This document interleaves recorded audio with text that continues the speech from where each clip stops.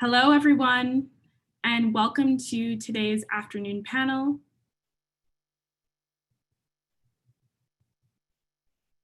Just moment, Milana. Pardon? Just one moment, please. I'll just record this. Is it live? Yes. Okay, great. So welcome to everyone who's joining us today. We're just going to be a moment or two before we start this afternoon's panel. As many of you know, these panels are being recorded. So for those who have to leave early, we encourage you to connect with Food Secure Canada as we do the recordings for these sessions. Today's panel will be a fireside chat, reflections on Black food sovereignty in Canada. This is an exciting panel because it's the first kind of panel conversation we're having about Black food sovereignty in Canada, and Food Secure Canada is very pleased to be the one hosting it. As you'll recall, today's themes are food as medicine. Food can be medicine, but it has also been used as a tool of oppression and violence. Holding these histories in your heart as we move through sessions today, we invite you to reflect on how food can be a source of healing for you. The sessions will also reflect on the potential of food as a doorway for healing and nourishment. As this is today's theme, we'll encourage you to consider this as we explore discussions on Black food sovereignty and the opportunity to move from past organizing in the movement to current organizing and to build a vision of food sovereignty in the future for Canada. It's my pleasure today to let you know that this panel will be 1 hour and 30 minutes and will end at 1:30 p.m. Eastern time. And I encourage you to engage through the chat function and put any additional comments you have in the Q&A via the platform on Zoom. Now, it's my distinct pleasure to welcome you all and to introduce our moderator for today's discussion, Denise Balkasun. Denise is the Executive Director of Chatelaine, one of Canada's leading magazines covering a variety of issues, including recipes, easy meal plans, and cooking tricks that matter to Canadian women. Denise was also a weekly opinion columnist for the Globe and Mail and has contributed to the Toronto section and other notable Globe initiatives. Denise is also the former host of award-winning podcast Color Code, which talked about race issues in Canada. Prior to her award-winning work at the Globe, she co-founded the virtual magazine Ethnic Isle, which explores issues of race and ethnicity in Toronto and Canada. Denise currently lives in Toronto with her son and partner and is the proud daughter of immigrants who hailed from Trinidad. Welcome, Denise, and I'll be turning it over to you to open the session and to acknowledge the land that we're all sharing today for this discussion. Denise? All right. Hello, everyone. I would guess that some of you are not in Toronto right now, which is a little bit of the good part of these conferences not being able to be in person. Maybe perhaps the only good part is that you can go to conferences that are not exactly where you live. So I would like to acknowledge that Toronto is on the traditional territory of many nations, including the Mississaugas of the Credit, the Anishinaabe, the Chippewa, the Haudenosaunee, and the Wendat peoples, and is now home to many diverse First Nations, Inuit, and Métis people. I would like to acknowledge that Toronto is covered by Treaty 13, signed with the Mississaugas of the Credit, and the Williams Treaty signed with multiple Mississaugas and Chippewa bands. And I would like to mention also last year, I volunteered with Building Roots, which is an urban farm in Toronto on the Ashbridge Estate. And along with the Building Roots farm, there is a farm there. There's a Three Sisters farm with a group called OG Beacon. And I was very lucky to get to meet some of the people that farmed there and share some raspberries from a bush, and it was a really lovely time. So would you like me to introduce the panelists? All right, let's do that. So the first person that we have is Enon Lololi, one of the founders of the African Food Basket, a community-based nonprofit that has been at the forefront of championing food justice in Canada and Black food sovereignty for Toronto's African, Caribbean, and Black communities since 1995. The African Food Basket has animated over 100 community and backyard gardens. Its other projects include the Ujamaa Farm Program, which supports African Canadian farmers and youth to develop sustainable urban agricultural enterprises. There's also the Tropical Seeds Saving Project, an effort to diversify the seeds and crops grown in Canada and ensure that what we grow, and hence what we eat, is not threatened by reliance on corporations and governments. Hi, Anon. The next person I would like to introduce is Wendy L. Wilson. Wendy is an artist and teacher in Nova Scotia, home of one of Canada's oldest Black communities. She works to learn about and promote the culture of Black Nova Scotians, including about the foods they have grown and eaten historically and today. She has written about growing up with a father who farmed as a child and kept a good-sized garden even when he moved his family to Halifax. Wendy is also a co-founder of the African Nova Scotian Freedom School, which was founded this year by Black community educators who believe in the fundamental brilliance, aptitude, and leadership capacity of Black children and teens, as well as culturally grounded curricula that guides and supports these traits. Hi, Wendy.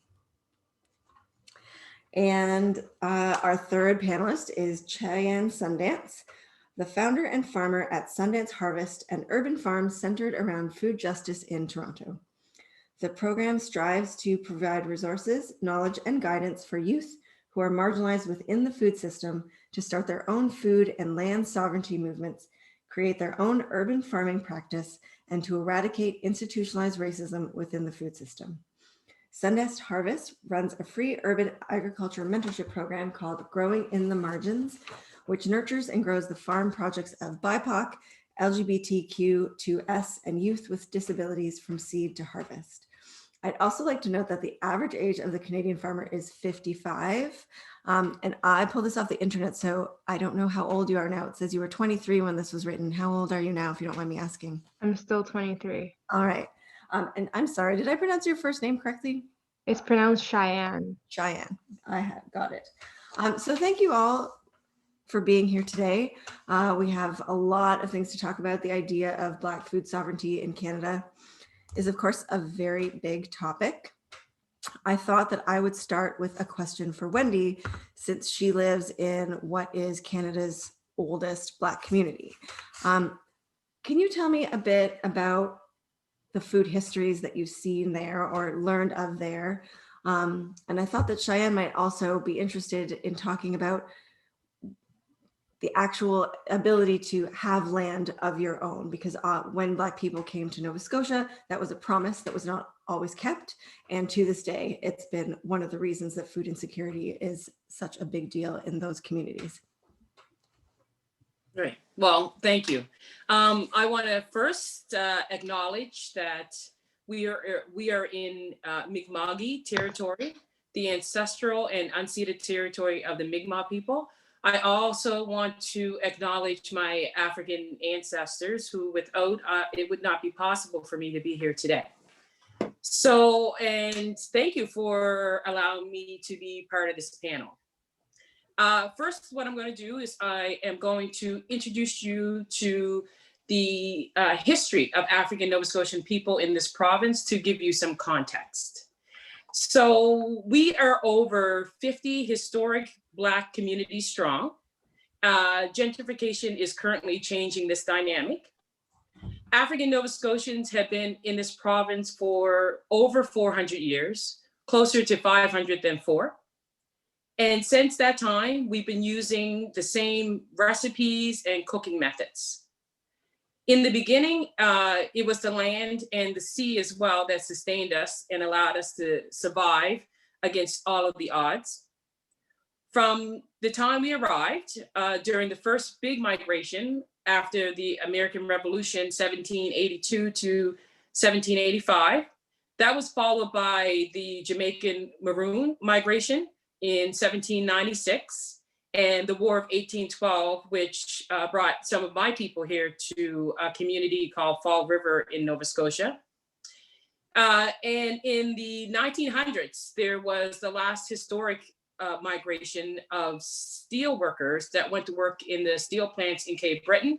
They were Bajans coming from Barbados. We were granted land here in Nova Scotia and also the promise of freedom.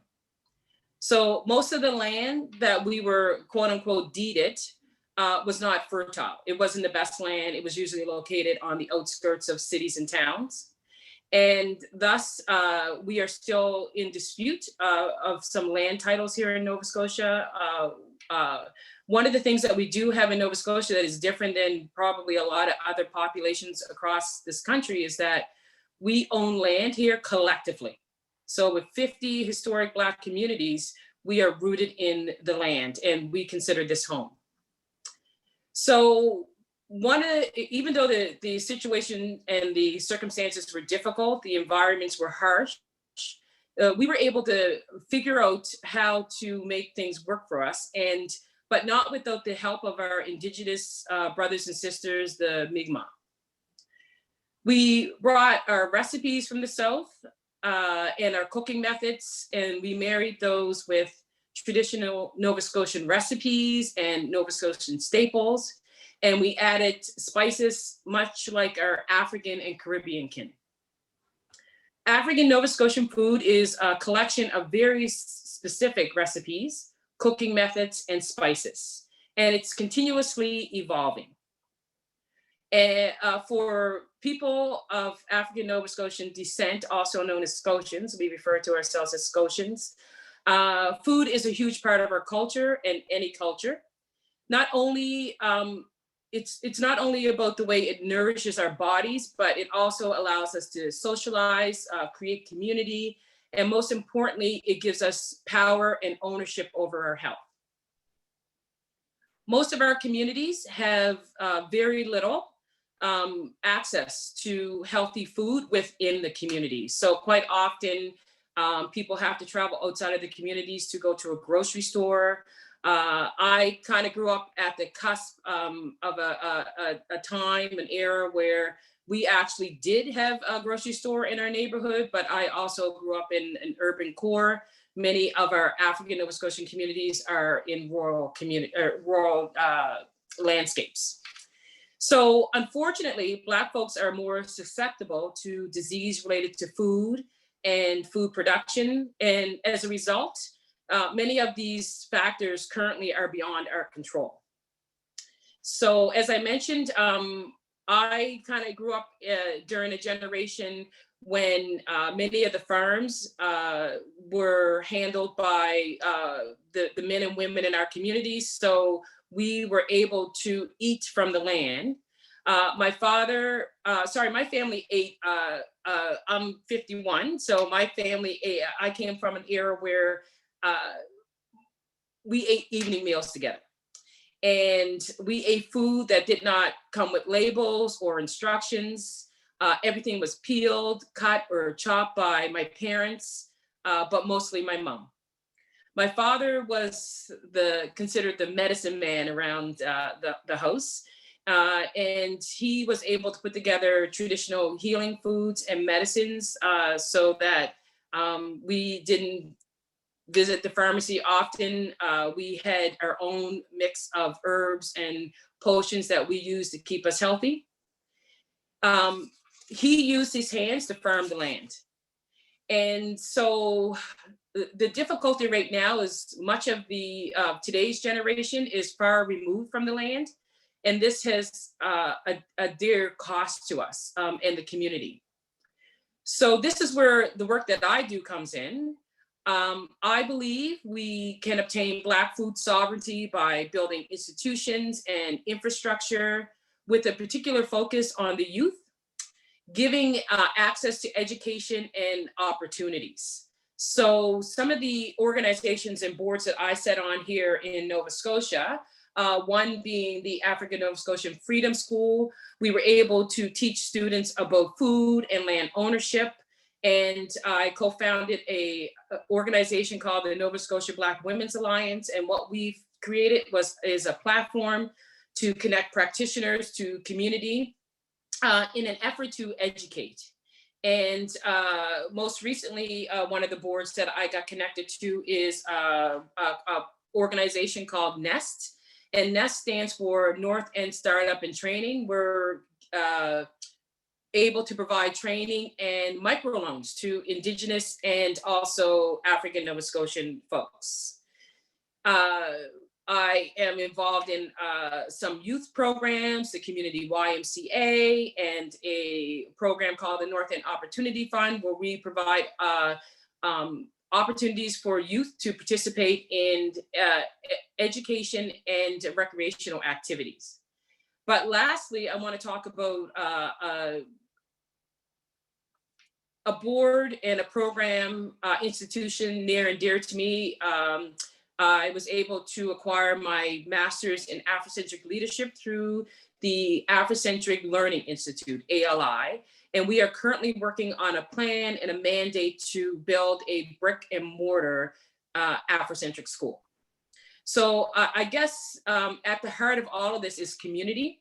And one of the things that I try to focus on is the social determinants of health. So how, as an educator, I've been an educator for the last 20 years in the public school system. But as an educator, I know that education can directly affect income, employment, access to healthcare, healthy behaviors, literacy rates, where people live. And education that I'm focused on is kind of taken from a framework of Afrocentricity. So putting people of African descent at the center. And some of the Afrocentric tenets and principles like the Nguzo Saba, the 7 principles, are directly connected to food sovereignty. I'll mention just 2. Ujamaa, which is cooperative economics, and Kuji Chagalia, which is self-determination, are just a couple of the tenets that put community at the center. And overall, our mission is to build sustainability and health in our community. Thank you. Thank you so much. That is a lot of really important work, and we're going to get back to a lot of it. I would like to move on to Anon. Anon, you've been a stalwart elder and pioneer in this movement in Canada.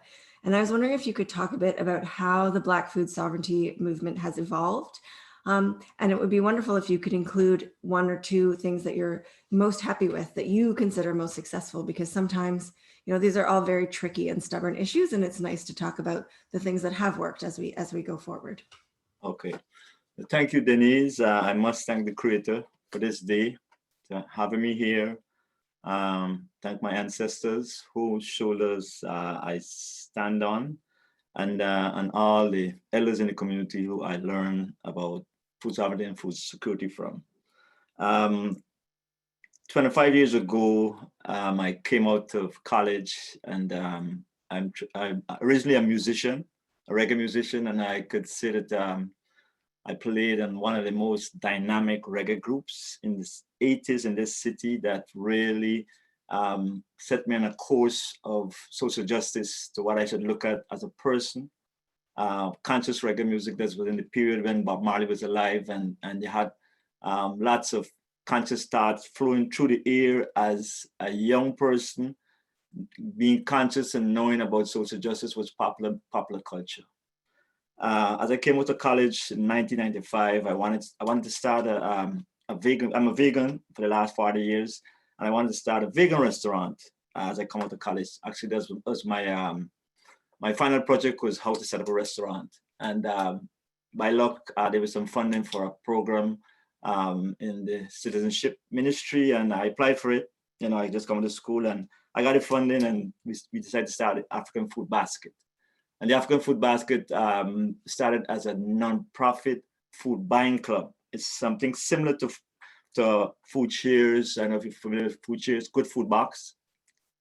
But the food in the basket was culturally specific foods, meaning that folks from the Caribbean, folks from Africa, and folks from Latin America would have access to this particular type of food.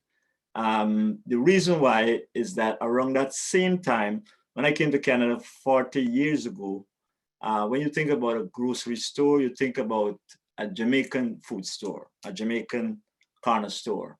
And there were lots of them around through the 80s, but coming into the 90s, where the city was started being populated by more people of different cultures that come from tropical areas, and they find similar types of food were available. So a lot of these stores with this particular brand of food, it was too competitive. So we weren't seeing any of these stores, and those were the main stores within the Black community. So we decided to focus the food basket, purchase these cultural foods so they could be delivered to seniors and single parents, and basically anyone in the Black community who wanted the food. So we did it for a while, and then there was a conference at Ryerson where they started talking about food security, because we just wanted to just open a nonprofit food buying club. And to get to know what is food security really opened my eyes and the organization's eyes to a menu of other programs that we could do. We could do gardening, we could do cooking programs, we could learn about policy. So after that conference, we started looking at how we could expand the programming with the African food basket. And for me, I would say, at that time I heard about food sovereignty, but because it sounds so rural, farming, and it was just a different concept of what community food security was. And because we weren't into farming, we kind of put that aside. But really looking back and looking at what is food sovereignty is about a community defining their own food security. We realized from that inception, we were practicing food sovereignty. And the programs were consistently over the 25 years targeted to people of African descent in Toronto, but not primarily, because as you said in the introduction, the 100 community and backyard gardens, we did that kind of what we call garden animation in these communities and communities all across Toronto, not just Black communities, but mostly and distinctively low-income communities, where for me, that was the best years. Well, one of the best times for me working in these communities. I like to say working in you like working in a world community, because when you go in this community, you find people from Turkish people, you find Kurds, you find Pakistani, you find people from South Africa, you find people from the Caribbean. So to me, that was a pretty interesting period. So we did a lot of community garden animation in partnership with Food Share and the Stop Food Center, who did different types of animation projects. So, but most importantly, I would say for the food sovereignty work that we engage in was engaging young people. And it's good to see how you bring young people, especially from low-income communities, where growing food seems foreign, because when you live in an apartment building, you don't have a clue. If you grew up in an apartment building, you don't have a clue where food comes from. We did programs with children between the age of 6 and 10, and you ask them where food come from, they say, oh, food come from McDonald's, food come from Wendy's. So we realized it's not just engaging young youths, but engaging children too. So we had what we call children programs, where we engage children in knowing where food come from. A good example is we did a lot of programming in a community called Lawrence Heights. We, at the side of the community center, we had this communal garden, and this is not, it's more of a demonstration garden to show folks, you know what? You guys could grow food in this community. As long as there's land space, you could grow food. So we had a children's garden, and the most beautiful thing for me to experience is to see a young child, age 6 to 9, plant a cherry tomato plant, and then see it grow up. That is magic to them, because, you know, folks who grew up in the country, that's normal, but for a child to see where food really come from, it was magical. So we did a lot of these, what we call garden animation programs. We started in 1998, engaging youths in a program we call the Veuillez Youth Program. And basically it was a combination of what is food security, what is community food security. But I think more importantly, what Wendy spoke about, the African-centered education. For me, that was a critical piece of not just them learning about food security, but learning about themselves as people, as a community that is African-centered, that their roots is from Africa. A lot of young people we engage, when you tell them you want to do farming, they say, no, farming is slavery. But we really had to make sure that no, that's just a myth, because we were farming from forever.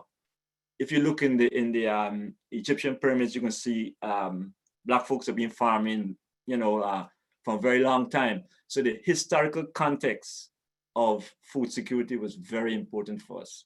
So other than doing engaging young people, we call cultivating youth leadership. That's been going for probably the last 20 something years. We still engage in it. Sometimes there's a problem with funding, but we consistently keep doing this kind of work. That's why I love to see the work that Cheyenne is doing, very exemplary as a young person. It's like, I always, give her props for the type of work that she do, engaging young people and just coming up with the concepts that she have at her Sundance farm. So working with young people has been very fruitful to us to see the way we engage them, not to be necessarily in the food system, but just leadership. And the leadership piece is critical. So recently, last year, we started this conversation about Black food sovereignty in Toronto. And I think it's critical because this city has so much talent with people of African descent, and still we're so food insecure in this city. And some of us are very food secure, but some of us are very much food insecure. So the idea of the Black Food Sovereignty Alliance is basically to bring folks together to see if we as a Black community could really answer the question of how we could become food secure through Black food sovereignty.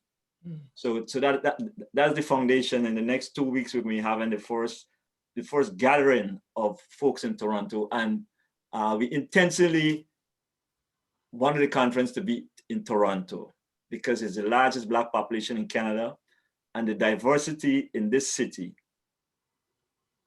is unparalleled probably across the world. People of African descent, whatever country you could call, from Africa, from the Caribbean, or from Latin America, you can find a person of African descent in this city of Toronto. So we're encouraging this alliance and bringing these great minds together so that we could come up with a solution, because I've been working for the last 25 years with my white colleagues in Toronto, and it was a beautiful experience. But what I'm hearing from them is that the solution for Black food insecurity has to come from the Black community. Thank you very much. So Cheyenne, how has this history informed what you do? And I'm very interested in the idea of land access and ownership, because I believe you're fundraising to hopefully buy someplace. So tell me a bit about how you've been informed by history, and also where you're going and how you think maybe what you're doing is more suited to the contemporary moment. Yeah, cool. So Sundance Harvest right now is 1/3 of an acre, a year-round urban farm in Toronto. And from the get-go of Sundance Harvest, I've always had a clear vision, and probably till the end of my days, I'll always have a clear vision. It's a totally femme, and that includes trans women, non-binary people, and people who identify as femme, and youth-centered farm. And I actively made that decision because looking at past revolutionary folks, for example, like Fannie Lou Hamer, women, especially Black women and femme women, have always been change makers in agriculture. And seeing that history really inspired my current work. And I've seen how often in the Black community that intersectionality is often ignored.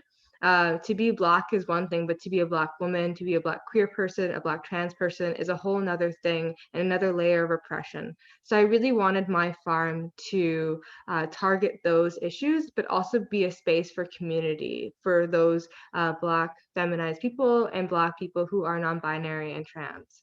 So that's kind of what Sundance became into. And regarding land access, yes, a month or two ago, I was fundraising for land, and I made the actual decision to go with this option that I might figure out if I have it or not next week. That's 2 acres of land right in Markham.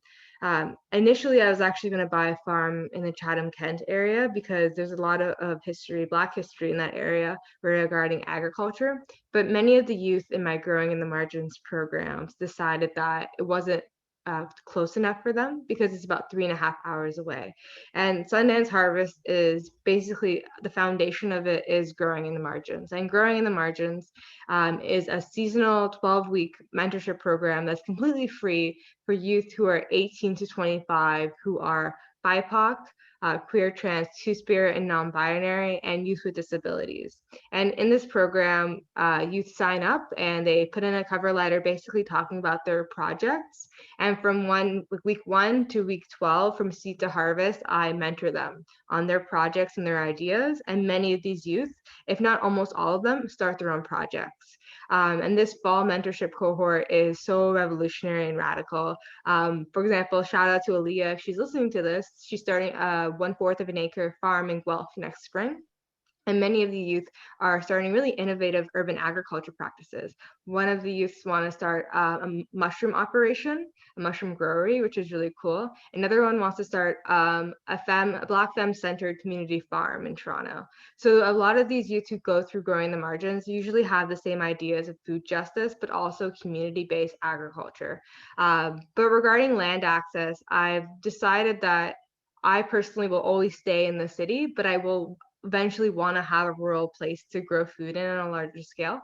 But at 1/3 of an acre, I'm pretty happy. That's actually a lot of space in the city. And Sundance Harvest is located in Downsview Park. I have 1 greenhouse, soon to have 2 in a week or 2.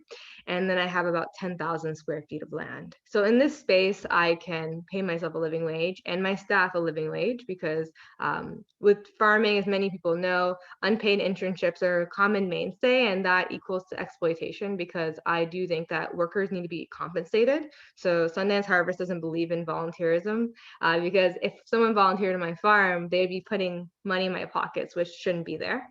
But with it growing in the city, Sundance Harvest, I always want to have it there because I was very interested in rural agriculture, but to expect Black youth who take my programs to maybe find a ride or trek all the way out into like Chatham, Kent, that's inaccessible. So to be an accessible farm and to be a farm that actually speaks about food justice but does food justice, I have to ensure that my motivations and my dreams of Sundance Harvest are the most accessible they can be ever. And an educational program for urban agriculture for youth in the city is way more accessible than one rurally. And it's also telling youth that you can still do this in Toronto. You don't have to go to Guelph, you don't have to go to Bradford to do really cool agricultural work. You can do it right in the city. And I really like that Sundance Harvest is extremely city-centered for that main reason. But beyond that, I also see cooperatives in the future of Sundance Harvest. Many of the youth who take my programs would like to start their own farms. And I have a really cool plan with a few of them that next year we will be selling as a cooperative under a common name. So that's a bit about Sundance Harvest, but I truly do think that if you look anywhere globally, women and young girls are the face of agriculture. We carry the world's agricultural system, and that won't be going away. We are the binding force within the community, and I feel like it's really important for me to honor the work that Black women have been doing and have done for years and years. I think that Aaliyah is watching because we have a chat. We have a message. Love you, Cheyenne. So all of you have brought up the importance or, the core of youth involvement in your programs. Is it hard to get them interested? I mean, if you grew up in a building and you've never even seen a garden or you don't know where your food has come from, has it been difficult? Are there different groups who are more enthusiastic right away and others that perhaps require a bit more coaching? Wendy, would you like to start? I can say that one of the programs here in Halifax, Hope Blooms, they have some community gardening space and greenhouse, and they're comprised mostly of students, young people, elementary, junior high in the inner city. And they are always so excited to take part in anything community related. It's a social enterprise, so they're able, to make a few bucks and be sustainable, and also put money away for their education. So I would have to say that quite often the youth are inspired and quite anxious or happy to be able to participate in community initiatives. What do you think, Anand? It's a challenge. There's something called post-traumatic slave syndrome. That is a real thing within the Black community.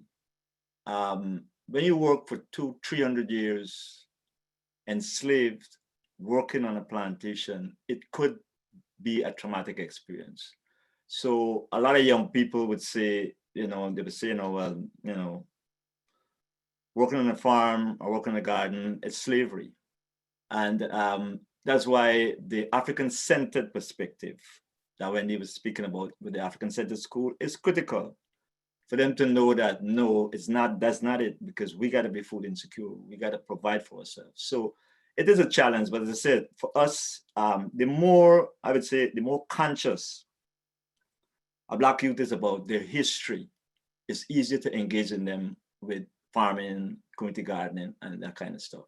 Even up to now, we have this, what we call Cultivating Youth Leadership program at located at the Black Creek Community Farm, where we have the Ujama Farm program, where for the whole summer, we try to make sure that they're employed on the farm. When there's funding, and that's a whole other conversation, funding of Black organizations. When we have funding, we do, like in the spring, we will train them 2 days a week, and they will learn about community garden animation, urban farming. They learn about community food security, food justice, and food sovereignty, but also learn African-centered education. So in the summer now, we employ them to actually work on the farm. Where they can work on the farm from sowing the seeds to taking care of the plots, to actually selling at farmers markets.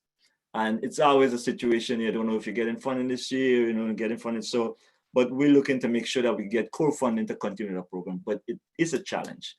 Also, right now, since the COVID-19 situation, pandemic, we have been, we had stopped the food buying club probably around 10, 15 years ago, because we wanted to focus more on urban agriculture, making sure the community could actually grow their own food. That's why we did a lot of the community gardening, backyard gardening.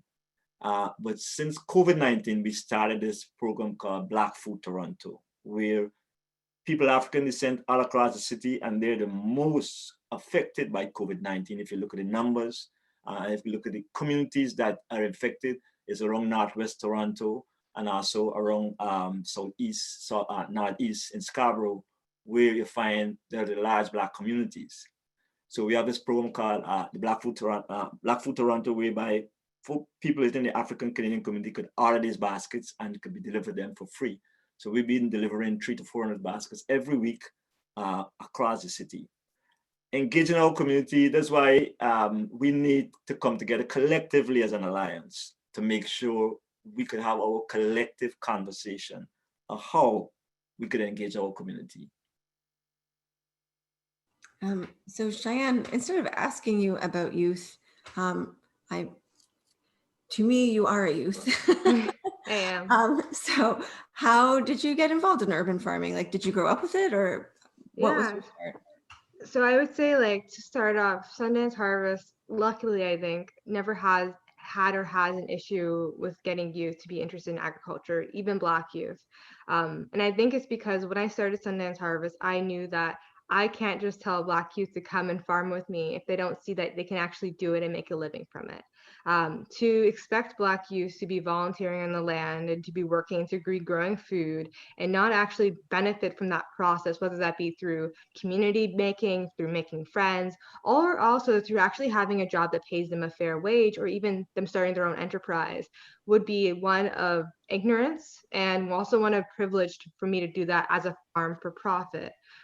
So I've never had an issue with getting youth in my programs, and every time I have a Growing in the Margins intake programs, the applications far surpass the spots. And this is because I've created a sustainable model that is self-funded, which is Sundance Harvest is completely self-funded, that can operate in a way that works with ecology and grows great food and has a really great CSA box, but also does the work on the side of food justice and furthering that movement toward liberation.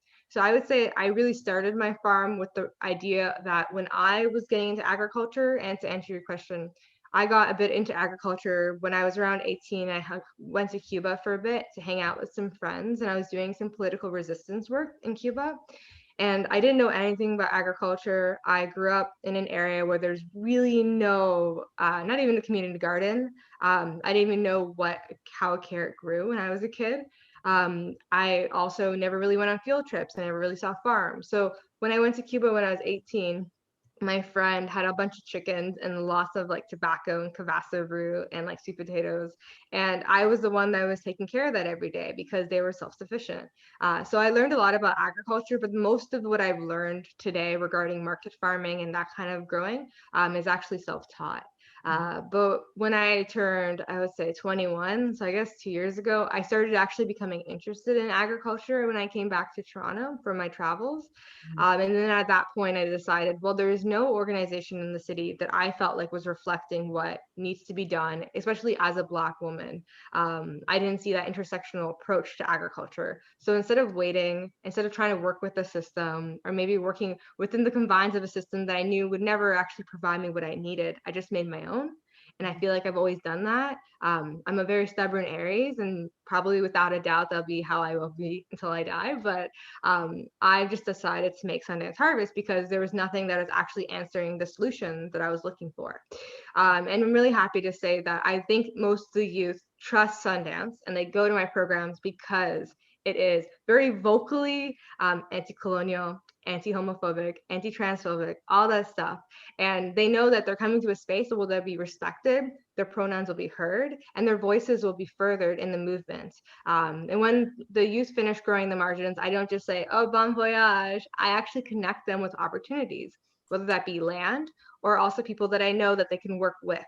So that's a very, I guess, thing with growing the margins. And I feel like if any youth are listening out here and they want to start their own farm, literally sit down and write down what you're looking for. If you were to work on a farm or hang out on a farm, what would you want?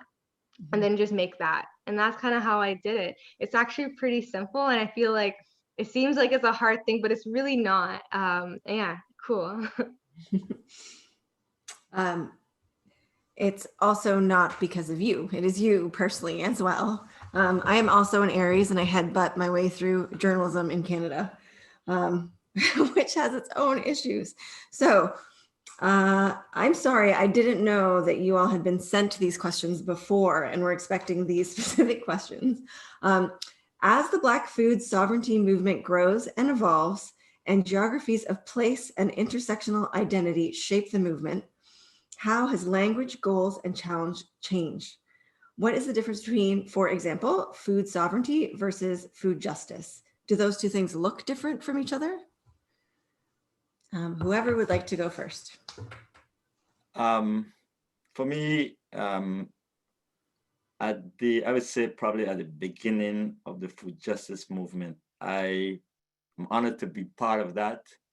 And it's a pretty interesting experience, but it's more of the activism side of the food movement.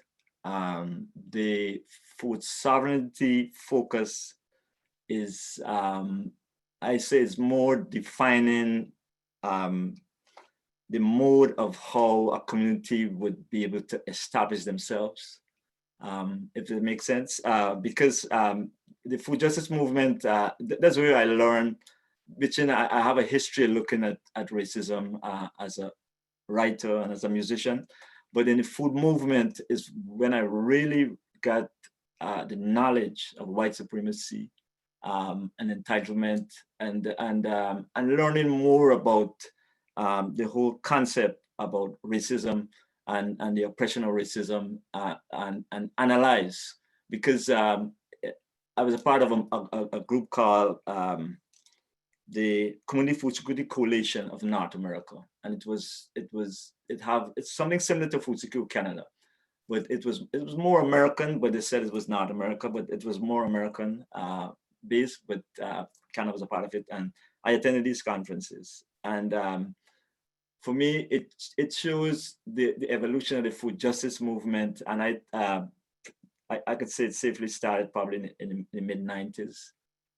That's when the Community Food Security Coalition started to have their conferences all over North America. And I have an experience of 4 years, and I'd just like to explain it. I was in a conference in 1999 in Chicago. And for me, going to conferences is where I get most of my education and knowledge, and I like to network. And I went to this conference in Chicago, and it was a Community Food School Coalition conference, and lots of folks from Toronto was attended the conference. But at the conference, usually at a conference, you go to your workshops and you network, but there's always a time when the conference, they have what we call committee meetings, where you go to these committee meetings and you plan, and they hear from the attendees what to do with the conference and how we could move it forward. So with these committee meetings, and there was youth, there was urban ag, there was faith, there was policy, and there was one particular committee called Outreach and Diversity Committee. And that was the committee that was to bring people of color into the Community Food Security Coalition. And at the conference, I noticed I was probably the only person of African descent in Chicago, that city with so much Black folks. And I was the only Black person I saw in the conference at the time. So when they put out the call for us to go to the committee meetings, I went to the committee meeting, and the folks who were chairing this particular committee was a brother, a Latino brother, a friend of mine named Hank Herrera, and another brother from Nigeria, but he lived in the US. His name is Hiru. And as I approached the room, I saw the two of them sit at the front of the table, and I sat in the front seat. And we waited about 20 minutes. And out of the 600 people who attended our conference, I was the only person in the room who was interested in outreach and diversity and diversifying the food security movement. And that really shocked me. It shows, and the people who attend this conference is people who with their PhDs and this and that. And so they weren't interested in embracing the movement with people of color. And at that time in 1999, and still at present, the most food insecure people of color. People of African descent, indigenous communities, Latino communities, Latinx communities. And these folks were not at the conference. And they weren't able to be at the table to make the decisions of what's happening in their communities. 4 years after, because I could only attend this conference if they were close to Toronto because of costs. And so 4 years after in Boston, there was another conference. And they called for the committee meetings again. And when I went to that meeting, they had about 20 folks. And that is where I would say the food justice conversation really started in North America, seriously. And for the next 4 years, there were some what you call training sessions, and it was training in anti-racism. And I learned a tremendous amount about racism at these gatherings. And what eventually happened 4 years after is that the leadership of the movement were interested in the anti-racism agenda. So the whole Outreach and Diversity Committee left the Community Food Security Coalition and started this group we call Good Food and Justice for All, Growing Food and Justice for All Initiative, GFGI.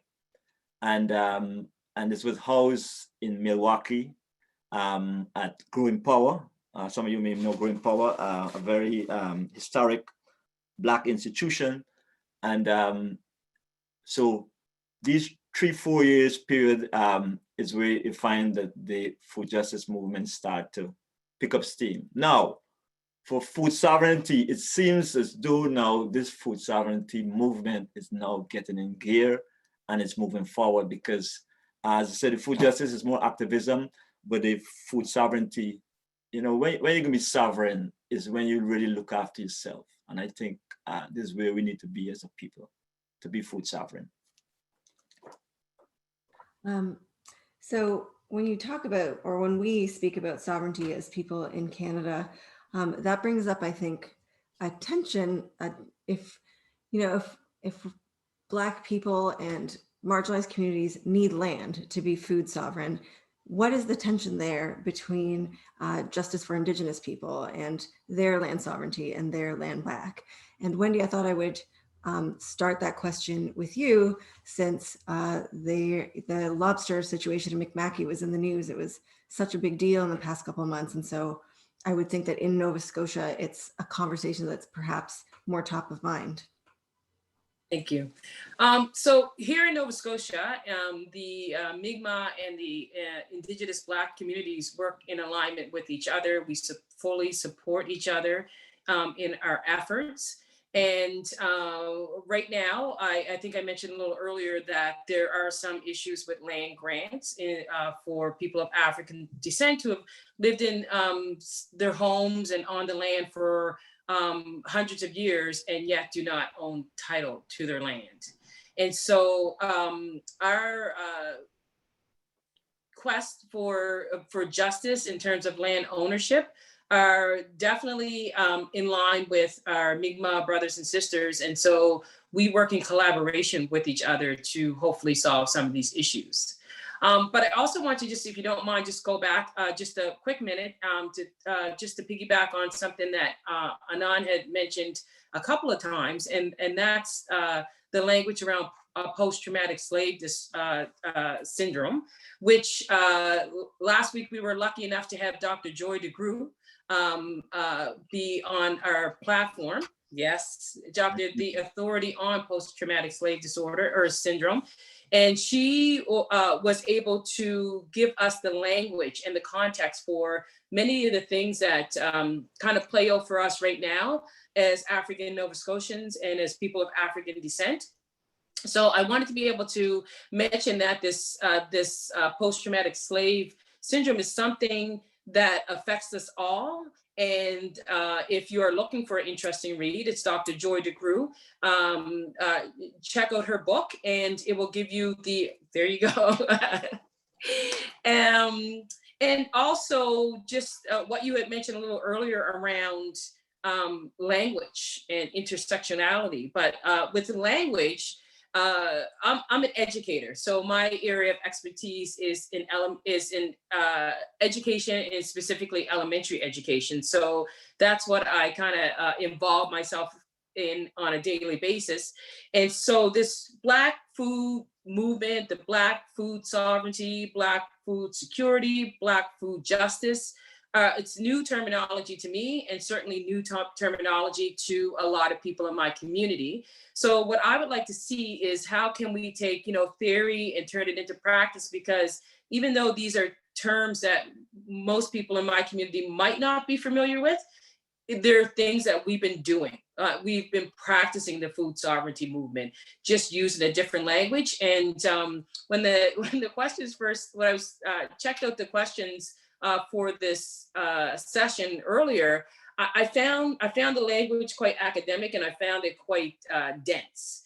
And so I'm hoping that we're able to translate what we're saying here today to the community level where the work is actually being done. Thank you. Cheyenne, would you like to address either Indigenous rights and or how does the food sovereignty movement address migrant workers and justice and their human rights? Especially, you had mentioned you thought of going to Chatham, Kent, which is, I think was one of the COVID hotspots early on because of Canada's disregard for migrant workers. So between Indigenous rights and migrant workers' rights, how do you think the Black food sovereignty movement fits in? Yeah. So I think the Black food sovereignty movements between Indigenous rights and migrant rights fits in. For example, when we're looking at migrant workers, the majority of them are people of color, if not all. In Chatham, Kent, when I was looking for land, there's many migrant workers from Mexico, from Ecuador, from Jamaica, from Caribbean countries and stuff like that. So I think that's seen there as well. And also, I think it comes down to a lot of people don't even think about it consciously, that who is actually growing our food isn't Bill or Susan, a white farmer in, I don't know, Bradford or something. It's actually brown and Black migrant workers. So I think that, of course, the push for solidarity can come. And I'm going to drop in the chat a really cool organization that I think that's doing really great work, Justice for Migrant Workers. So I think that's there. And of course, with Indigenous solidarity, Sundance Harvest, whenever I grow food in the city, after about 1 to 2 years, I actually transitioned the land out of Sundance Harvest's stewardship into an Indigenous organization. For example, my very first Growing in the Margins spot behind St. Matthias Anglican Church, I've transitioned a month ago to the Aboriginal Legal Services because they needed a space to do mediation amongst Indigenous people and families, but also a space to grow. And I really thought that it wouldn't really make any sense for me to say I do food justice without actively having actionable items under my belt that I can do. And the biggest one I can do is, because I don't own land, whatever land's in my stewardship, I just transfer that over to people who are Indigenous, even if they need it or if they don't need it. I don't ask any questions. And of course, with Sundance Harvest, I feel like because I don't have wealth, material wealth, like, you know, land access and stuff like that, I figure out other ways. And I feel like anyone can really do this.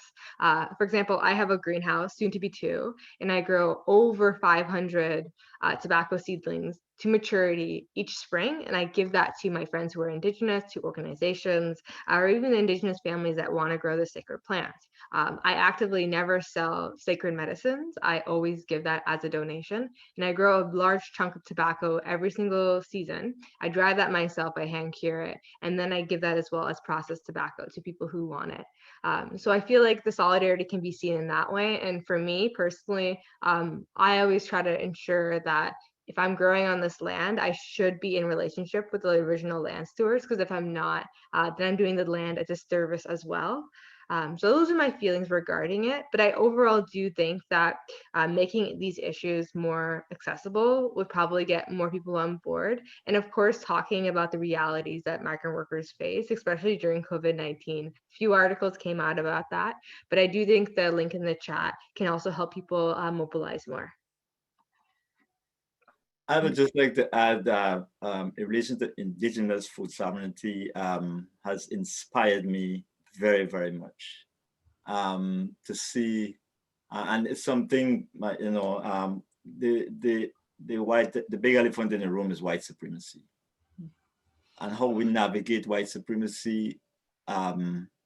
It's that big challenge that we have because this is Indigenous land. All the land is Indigenous land.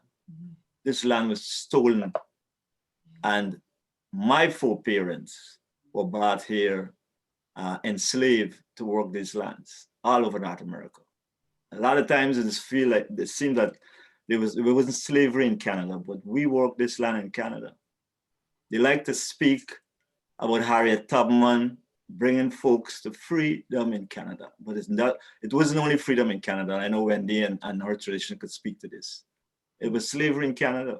So the last conference of Food Secure Canada in Montreal really inspired me to see how Don rallied us together to talk about food sovereignty and listen to the young people, because I like to tell folks it was a revolt at the plantation in Montreal, because the young people really come together and they make their voices heard. Sometimes we get too, as older folks, we get too complacent. And so the tradition of the land of Indigenous people, I'm really inspired by that whole movement that encouraged me to really speak up more about Black food sovereignty. About migrant workers, it's a shame. The way these workers are housed, you know, the restrictions, it's terrible. You know, I like to say I stay in my corner. I never really got involved a lot in migrant workers because just looking at food justice in Toronto alone was a lot of work. But I sympathize on the things I hear and the work of the group that Cheyenne just put up, the migrant group. I admire them, the work that they do. And we in Toronto, I'd say as a Black Food Sovereignty Alliance, we'll be able to speak to more that situation with the numbers. And I know my good friend Leslie Campbell made a a presentation with the start of this conference on Friday, and he talked about data. We need to assess the state of these migrant workers, of how they're being treated, their housing. You know, if you could remember at the beginning of the pandemic, they were some of the most infected because of their living conditions. So there's lots of work to do, and the more of us coming together and having these Black food sovereignty conversations, we'll be able to identify more and do more research. A good example is Black farms. We're not here in the 60s and 50s. We're here since the 1600s. Okay, there were lots of farms in Ontario. These farms disappeared. We don't know how they disappear.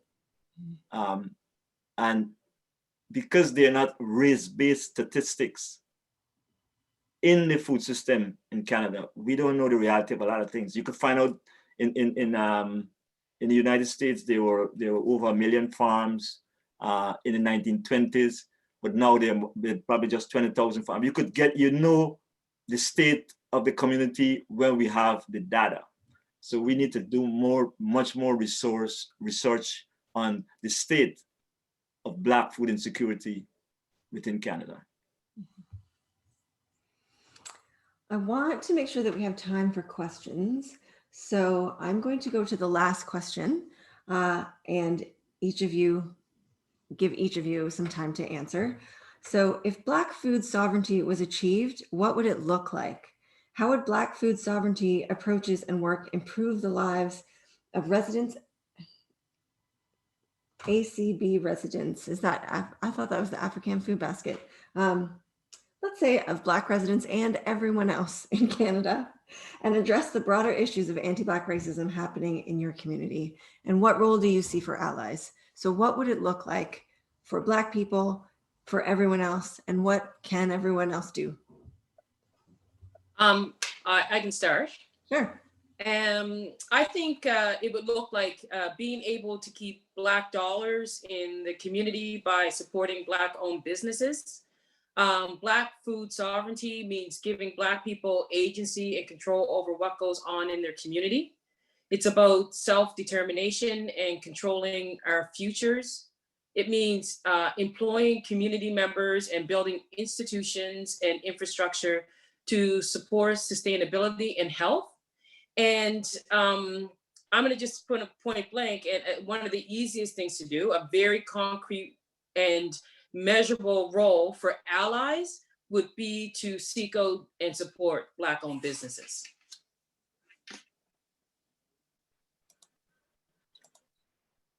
All right, Cheyenne, would you like to go next? Sure. So I think if Black food sovereignty was achieved, it would look like a lot of different layers. I think at one of the layers, it would look like Black people itself. Obviously, sovereignty means to have control and ownership over the food system, whether that be the seed supply, the food supply, and basically all of that. I would say Black people having access to land is the biggest one. Food insecurity is not caused by a lack of food, it's by a lack of resources, whether that be the land to grow on or the income to purchase the food. We can see that food insecurity is not caused by a lack of food because major chain grocery stores every day throw out dumpsters and dumpsters of food that would very well so feed people. So it's a resource issue that is only further caused because of capitalism. And obviously white supremacy infiltrating capitalism. So what I would see is the end of overall capitalism in the system of the food system, then Black people will actually start to have more agency. And I think that things like cooperatives, community farms, and overall growing together instead of growing in silos would be a part of the overall, I guess, Black food sovereignty mission. That's what I see with Sundance Harvest down the line. But then of course I see that within the Black community, those who experience multi-oppression, so Black women, Black queer folks, Black trans folks, Black two-spirit people, have agency over the food system as well. Oftentimes in Black food sovereignty, it gets glazed over to more of a patriarchal lens, and it's very important to note that Black women and Black queer folks, Black trans folks, we still need to have a place in this table. So having our own agency is really important as well. And then I see I guess in a more micro way that's happening is more education and more programs for Black youth to gain entrance into agriculture. And Sundance Harvest is doing that already. So I would see that as well. And then the role for allies, the very simple level is obviously, like Wendy said, to support Black farms, to support Black businesses. But in the more macro level, I see land transitions. So Black folks being able to farm a large acreage of land. I also see Black people being in more leadership positions within nonprofits, because if we're only in an entry-level position, really how much work can we get done? So Black people in executive director positions, Black people in upper management positions as well, of food-based nonprofits and organizations. So I feel like allies can help push for that. And of course, the role I see allies is educating. I don't educate people who are my oppressors, and I never have, and I never will, but that doesn't mean that I don't have compassion. I do seek my friends who are white and my friends who are allies to the Black food sovereignty fight to do that. And on my website, I actually have a learning resource page where I compiled lots of accessible and helpful learning resources for people who are more interested in getting involved in food justice, whether that be supporting Indigenous food sovereignty or even Black food sovereignty. Definitely education is the key. On both sides, people of African descent and our allies. Because what I find is that people of African descent, we know a lot about white folks, but white folks don't know a lot about Black folks. And that is the disconnection, because you could talk about Christopher Columbus. How Christopher Columbus can discover an empire like the Incas, and these people are living there, and that's what they have in school. So they have to start throwing away a lot of that stuff and start speak truth to power. So it's education on both sides. I think critically an area of my interest for Black folks in food sovereignty is having what we call learning farms, and something similar to what Cheyenne is doing, where you have these large farms where young people come and learn to farm, older folks come and learn to farm, because it's critical to know about farming. And when we talk about food sovereignty, we're talking about farming sustainably.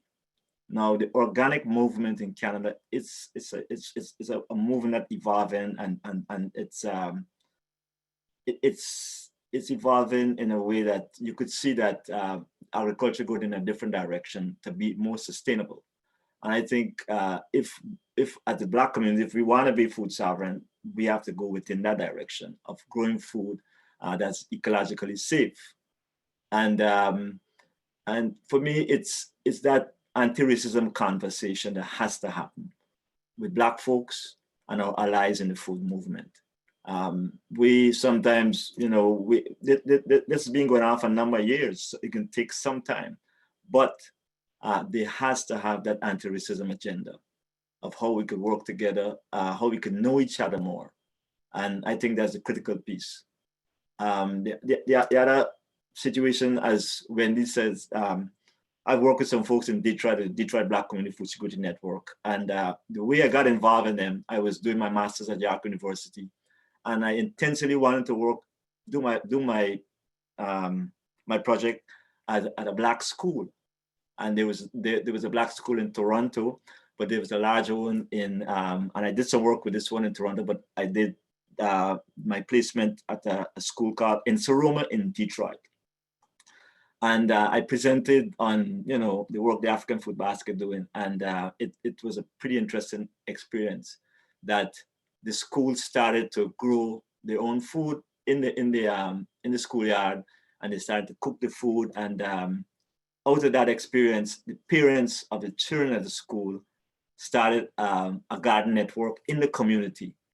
I think children should learn about food security from kindergarten, because food is the single most important thing to humans. Food is very important. So from kindergarten, they learn about food. By the time they reach grade 3, they start learning about food justice and then food sovereignty and about growing food, because we just need to grow more food, and this capitalist system about growing food and these large farms, it's not sustainable. You could see the destruction of the earth by those types of farms. We need to make sure that we look at food sovereignty, defining ecological food systems.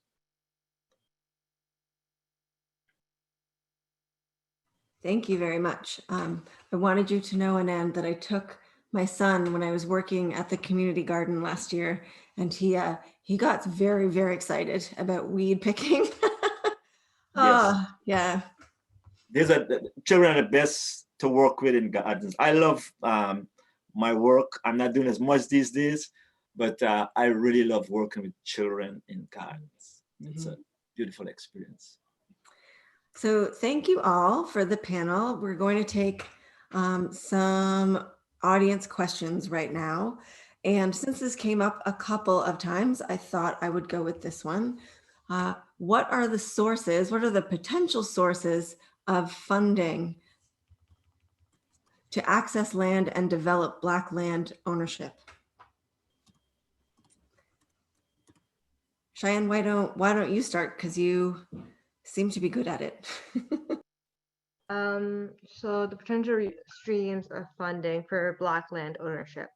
So there's a lot of great work being happen in the States regarding Black land ownership. For example, there's the Black Land Trust. Maybe someone can drop the link there as an example. The Black Land Trust basically is a trust and has, I think, resources and funding for new Black farmers to acquire land. There's also work being done in the northeast of the states called the Northeast Farmers Coalition.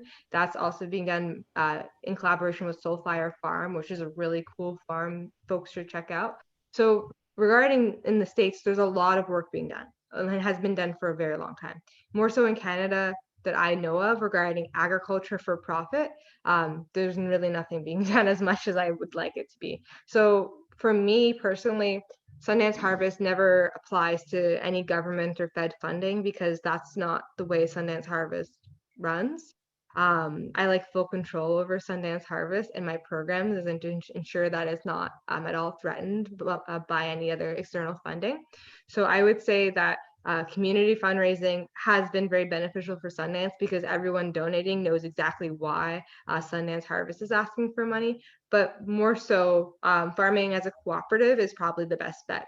If you're looking into getting into agriculture and creating a land trust, which I recommend, land trusts are very cool. Starting a cooperative will be very beneficial. You can have a cooperative of 5 people, of 10 people, or even 20 people. And what a cooperative means is each person in the cooperative is a shareholder and they own a certain part of the cooperative. So if you have 10 people, they own one person owns 1/10. And they get to make decisions based on how the land is used, what is grown, and other things that the cooperative decides to do. So I would say there's not a lot of really options and that sucks. But if I were to start something, I would start a land trust based off of a cooperative model. And I will be adding some more links to the chat. Land ownership, it's a pretty interesting question. I haven't been able to do as much research, but different migration patterns that come to Canada were able to have access to land, to be able to be supported in agriculture. Of recent, I don't think it happened of recent. I think there are times within the 1920s in this country where the farmers were very political and they had a lot of political power. So making budgets available to farmers and support, and a lot of that was happening. And I don't know, it's not happening in these days because there are a lot of new immigrants that come to this country that have really good skills. To come to Canada, a lot of people would know the brightest minds, I know for sure from the Caribbean and probably from Africa and different parts of the world, who come to Canada. And a lot of them have their agricultural credentials academically. But when they come to Canada, they can't practice or they can't find jobs in those particular areas because the countryside have challenges for people of color. and access to land should be made available. As I think you said it, Denise, the age of farmers they're getting older, and they're not enough farmers. But a lot of new immigrants who would love to farm. So that statistics that you quote is white farmers. And because they don't have race-based statistics, you can, it's hard to really identify, the need, especially of people of color. But I know a lot of people of color who want to farm, who want to own land and farm. And it was amazing for me to realize at a conference in Ottawa a couple of years ago that I need to go and live where they live if I want to farm, because there's lots of Black land in Nova Scotia.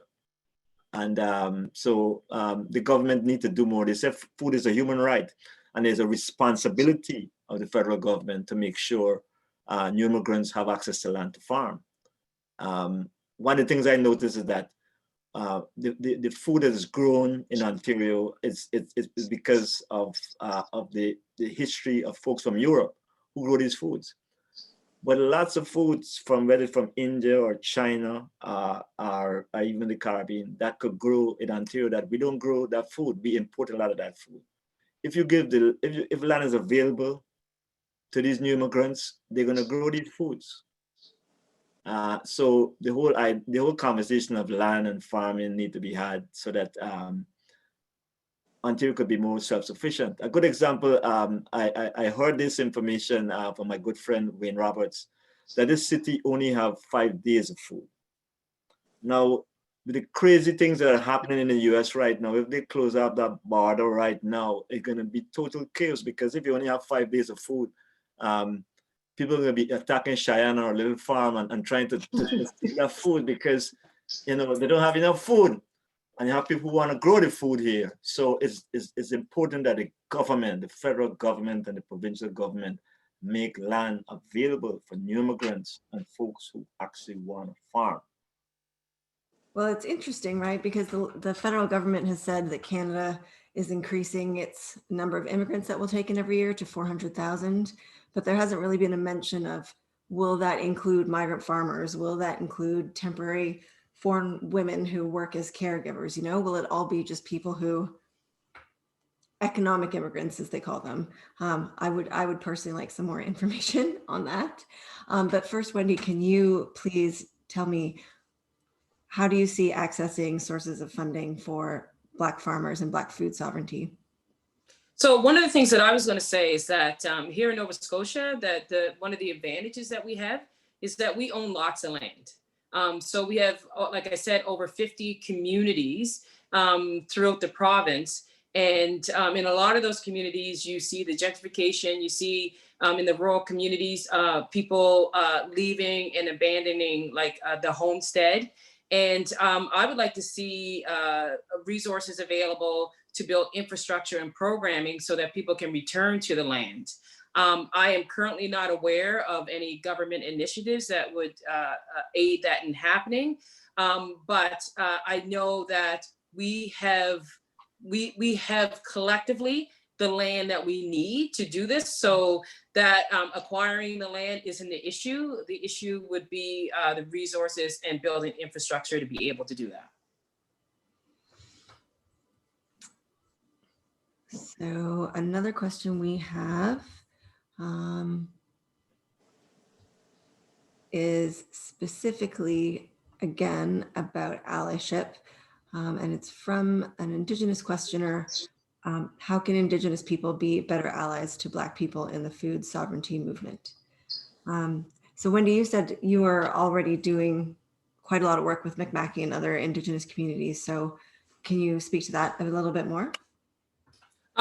So right now, we collaborate and work together with our Indigenous Mi'kmaq, specifically Mi'kmaq community.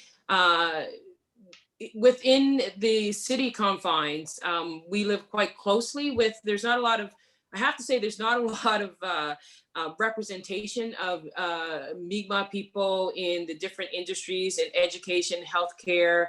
And so there seems to be this missing link. I have to say, this missing link that doesn't really always provide us with the opportunities that we need to work closely together with outside assistance. So right now we're working on trying to pull together resources so that we can build the infrastructure to be able to collaborate more on, not less on a theoretical approach and more about practicality and putting things into motion. Because we're having a really great conversation here today, and within the line of work that I do in education, there's lots of conversations that go on. Currently, what I like to see happen is more doing and less talking. So I don't know who our audience is here today. I know I could see that obviously the panelists, all either Black or people of color, but in terms of allyship and connecting to our Indigenous brothers and sisters and collaborating, how do we make things happen? How do we start doing things? Like, this is my first time being introduced to this conference, and first time obviously speaking on a panel. How do these conversations turn into action? I guess that's if that's maybe a question that I want to pose back to people that are more familiar with a conference like this. How do we make things happen? Mm-hmm. If I may say, with my work within food justice, with the Good Food and Justice for All initiative, there were lots of conversation, but I would say presently in the province of Ontario, I learned a lot from Dawn Morrison for the work that she do within Black food sovereignty, and it dawned on me in Montreal at the same conference when we had a conversation on the state of food security and the way the conference was held, and we needed to have a conversation. And when I was at the table, I realized we in the Black community have work to do. And instead of speaking to the Indigenous community as individuals, we need to speak to them as an alliance. That's why the need for a Black Food Sovereignty Alliance is critical. So we have one voice other than several voices, so that we could have our conversation. And if we talk about sovereignty around food, we could have that collective conversation. It's not just Anan, or Cheyenne, or Wendy, or Paul, or Milana, but it's collectively we having that conversation. And as I said, there's so much to learn from the Indigenous community. So I could see that happening definitely very much in the future. And I just like to, go ahead, Wendy. No, sorry, no, I just want to be able to say before this session ends that I ask about the doing because I first time meeting Anan and Cheyenne, and I'm seeing a lot of action, a lot of doing. And in Nova Scotia, we are having a lot of conversations, and we're having a lot of the same conversations that we had 80 years ago, 100 years ago. We're continuing to have these conversations, but at this point in my career, I'm more interested in how do we make these things come to fruition. So I'd love to see some of the programming that you have going on in Ontario being applied to spaces in Nova Scotia, especially because we already have a lot of the community groups, some of the infrastructure built in for creating and making policy, and hopefully building on a vast amount of land that we already have. Right now, the Akuma Center, that sits just on the borders of Halifax and Dartmouth. We have over 300 acres of land that we could be developing.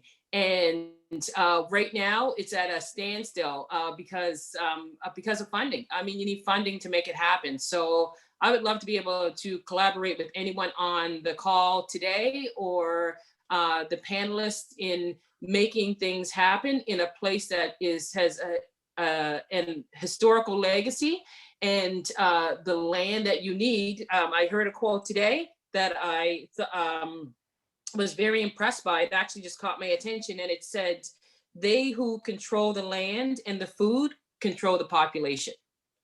Right now we have the land, so it's I guess up to us what we end up doing with it. I just like to quickly respond to the question before about funding. 2 days ago, there were about 10, 15 Black organizations in Toronto that made a deputation to the City of Toronto to have core funding to do this work. Because we do this work sometimes without money in our community because it's necessary, but we made the deputation because we want to make sure that we have consistent core funding to do this work. Because we're ready to do the work. And Wendy, I'd love to come to Nova Scotia to really talk about what we do. All right, well, we are pretty much out of time.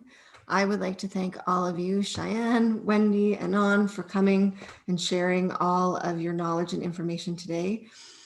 There is a lot more in this conference. If everyone wants to go to the Food Secure Canada site and check out what else is happening over the weekend and into next week.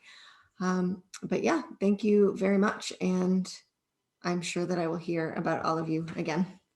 And thank Thanks you, for Denise, for being such a gracious host to the Yes. food community. Thank you so much. Thank you. All right. Have a good day, everyone. Night.